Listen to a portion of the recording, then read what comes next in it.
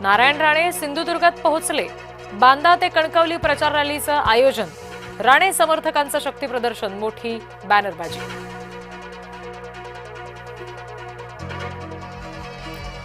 नांदेडमध्ये तिकीट नाकारल्यामुळे काँग्रेसची महिला पदाधिकारी भाऊक। काँग्रेसने माझ्यावर अन्याय केला म्हणत करुणा जमदाडे यांना अश्रू अनावर।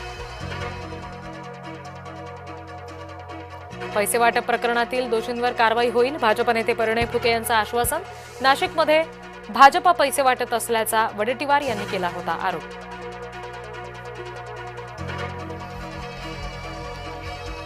नाशिकमध्ये मनसेचा भाजपला दे धक्का। माजी नगरसेविका सुजाता डेरे भाजपमध्ये प्रवेश करणार। मनसेने एबी फॉर्म देऊन सुद्धा सुजाता डेरे यांनी घेतली होती माघार।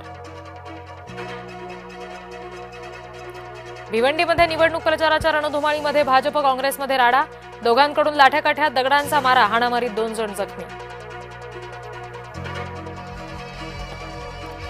अहिल्यानगरमध्ये भाजप बंडखोर नितीन शेलार यांना शिवसेनेकडून उमेदवारी। आयारामांमुळे निष्ठावंतांना तिकीट नाकारल्याचा शेलारांचा आरोप।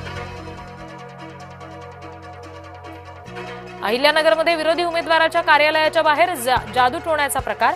शिवसेनेच्या उमेदवारानं भाजप उमेदवाराच्या कार्यालयाच्या बाहेर केला जादूटोणा। अश्विनी जाधव असं शिवसेनेच्या उमेदवाराचं नाव। प्रकार सीसीटीव्ही कॅमेऱ्यात चित्रित। नागपुरातील भाजपा बोर्ड अध्यक्ष सचिन शाहू हत्या प्रकरणामध्ये 9 जणांविरुद्ध मकोका अंतर्गत कारवाई। मुलाच्या वाढदिवसाचा केक कापताना केली होती हत्या।